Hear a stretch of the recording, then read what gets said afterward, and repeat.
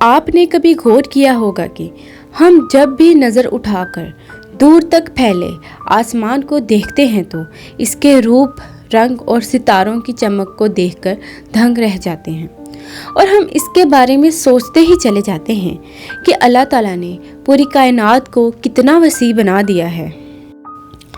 और फिर परिंदों को भी इस खुले आसमान में उड़ान भरता देखकर हमारे दिल में भी उड़ने का शौक़ पैदा होने लगता है।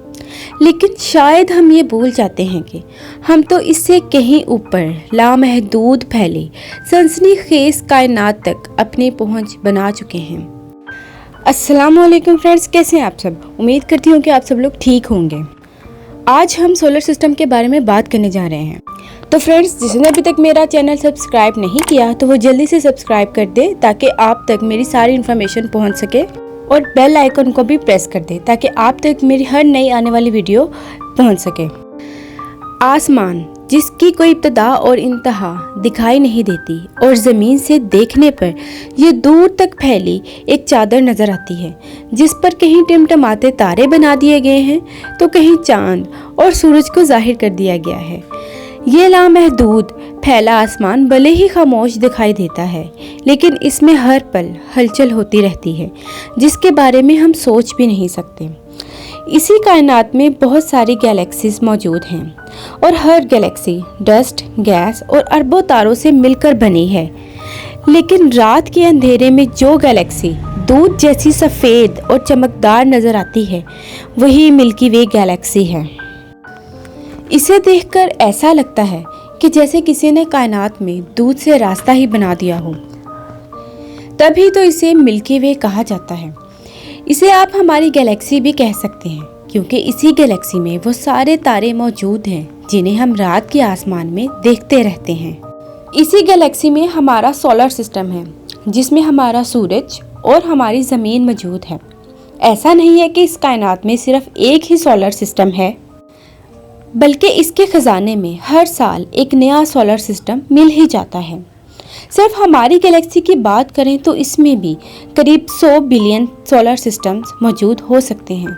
मिल्की वे गैलेक्सी में मौजूद इन बिलियंस सोलर सिस्टम में से एक सोलर सिस्टम हमारा है जिसके सेंटर में सूरज है जो कि इस सिस्टम का सबसे बड़ा ऑब्जेक्ट है और इसके चारों तरफ 8 प्लैनेट्स यानी कि 8 सितारे चक्कर लगाते हैं।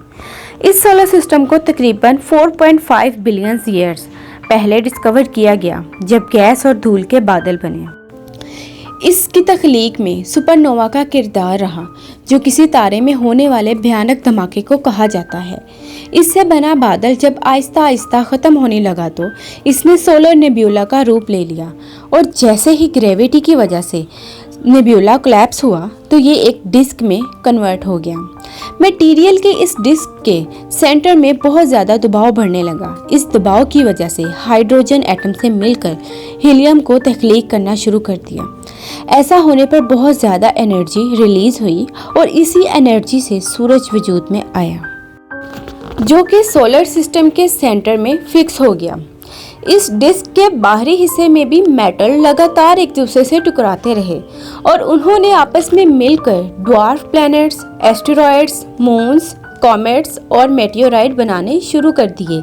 इस तरह पूरे सोलर सिस्टम की तख्लीक होती गई जिसमें सूरज के अलावा मरकरी, वीनस, अर्थ, मार्स, जुपिटर, सैटर्न, यूरेनस और नेपट्यून के नाम के 8 प्लैनेट्स बने और इन प्लैनेट्स के अलावा प्लूटो जैसे ड्वार्फ प्लैनेट्स, दर्जनों चांद और मिलियंस एस्टेरॉयड्स, कॉमेट्स और मेटियोराइट भी हमारे सोलर सिस्टम का हिस्सा बन गए। सोलर सिस्टम पर की गई नई रिसर्च बताती है कि मिल्की वे गैलेक्सी और सैजिटेरियस गैलेक्सी के आपस में टकराने से तारों की तख्लीक शुरू हुई जिसमें बहुत सारी गैस जमा हुई और गैसों के बादल एक साथ आ गए जिससे सोलर सिस्टम बनने की तैयारी शुरू हुई। सूरज और 8 प्लैनेट से बने इस सिस्टम को सोलर सिस्टम नाम सूरज की वजह से मिला क्योंकि सूरज इस सोलर सिस्टम का सेंटर है और सूरज यानी सन को लैटिन में सोलिस कहा जाता है, इसलिए इसका नाम सोलर रखा गया और सन से रिलेटेड सभी चीज़ों को सोलर कहा जाता रहा। शायद आपको भी आज तक यही लगता हो कि सूरज अपनी जगह पर फिक्स है और अर्थ समेत बाकी प्लैनेट्स इसका चक्कर लगाते हैं, लेकिन असल में सूरज को भी चक्कर लगाना पड़ता है। सूरज मिल्की वे गैलेक्सी के सेंटर के चारों तरफ चक्कर लगाता है और इस चक्कर को पूरा करने में सूरज और सोलर सिस्टम के प्लैनेट्स को 250 मिलियन साल तक लग जाते हैं। सोलर सिस्टम में मौजूद 8 प्लैनेट्स हमेशा से एक फिक्स ऑर्डर में ही रहते हैं, यानी मरकरी, फिर वेनस, फिर अर्थ, और इस तरह 8 प्लैनेट्स का ऑर्डर फिक्स है। तो क्या इसकी भी कोई वजह है? हाँ, प्लैनेट्स की इस प्रॉपर ऑर्डर का रीज़न इनकी बनावट और सोलर सिस्टम की असल से जुड़ा है। सूरज की गर्मी को सहने की ताकत रॉकी मटेरियल वाले प्लैनेट्स में ही हो सकती है, इसलिए सूरज के नज़दीक 4 प्लैनेट्स मरकरी, वेनस, अर्थ और मार्स वाक़ है, जो टेरेस्ट्रियल प्लैनेट्स हैं। इनकी जिसामत छोटी है और इनकी सरफेस सॉलिड और रॉकी है, जबकि सोलर सिस्टम के आउटर रीजन में आइस, लिक्विड और गैस के प्लैनेट्स मौजूद हैं, जिनमें गैस जाइंट जुपिटर और सैटर्न है और आइस जाइंट यूरेनस और नेपट्यून वाक़िया हैं। इन चारों प्लैनेट्स में रिंग सिस्टम मौजूद है। प्लैनेट्स को इनर और आउटर ग्रुप्स में बांटने का काम एस्टेरॉयड बेल्ट करती है, जो मार्स और जुपिटर प्लैनेट के बीच में वाक़िया है। इन सभी प्लैनेट्स का साइज अलग अलग है। ऐसे में अगर साइज की बेस पर इन प्लैनेट्स को जाना जाए तो सबसे बड़ा प्लैनेट जुपिटर है, फिर सैटर्न, फिर यूरेनस और नेपट्यून प्लैनेट, जिनके बाद 5वें नंबर पर अर्थ और इसके बाद वेनस, मार्स और मरकरी प्लैनेट्स आते हैं। साइज की बेस पर प्लैनेट्स के बारे में जान लेने के बाद अब बारी है हमारे सोलर सिस्टम के बारे में करीब से जानने की। इसलिए सबसे पहले हम सूरज से शुरुआत करते हैं।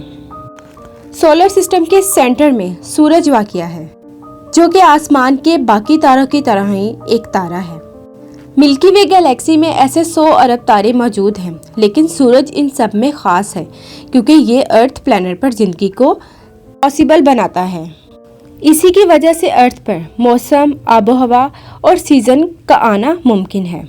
ये गैस का गोला सूरज अर्थ से देखने पर पीला दिखाई देता है, लेकिन असल में ये सफ़ेद रंग का है और अर्थ के एटमॉस्फेयर की वजह से ये पीला दिखाई देता है। सूरज कितना बड़ा है इसका अंदाज़ा इस बात से लगाया जा सकता है कि इस पे 1 मिलियन अर्थ समा सकती हैं। इसका डायमीटर अर्थ के डायमीटर से 109 गुना ज़्यादा है।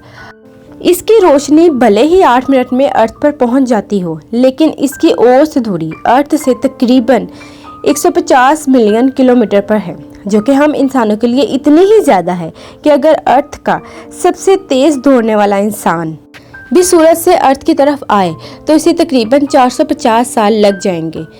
पूरे सोलर सिस्टम का तकरीबन 99.8% सिर्फ इस सूरज में समाया है और यही है जिसने अपनी ग्रेविटी के ज़रिए सभी प्लैनेट्स को अपने अपने ऑर्बिट्स में रोक रखा है। सूरज हर सेकंड 600 मिलियन टन्स हाइड्रोजन को हीलियम में फ्यूज़ करता है और इसका कोर टेम्परेचर तकरीबन 27 मिलियन डिग्री फ़ारेनहाइट है, यानी कि 15 मिलियन डिग्री सेल्सियस। क्या आप इसकी गर्मी का अंदाज़ा लगा सकते हैं? बिल्कुल भी नहीं, क्योंकि जब इससे इतना दूर अर्थ पर रहते हुए हम इसे आंख उठाकर देख नहीं पाते तो इसके कोर टेम्परेचर का अंदाज़ा कैसे लगा सकते हैं?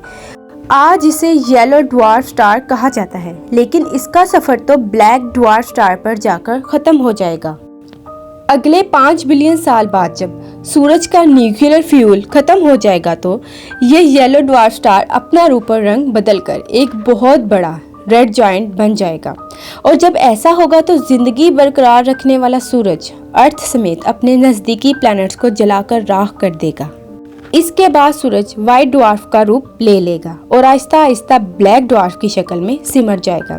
इस वक्त सूरज का साइज ज़मीन के बराबर हो जाएगा, लेकिन इस बदलाव से आसमान को कोई ख़ास फ़र्क नहीं पड़ेगा जब तक कि आसमान के सारे सूरज एक साथ ब्लैक ड्वार्फ ना बन जाए, और इसके इम्कान तो ना होने के बराबर है।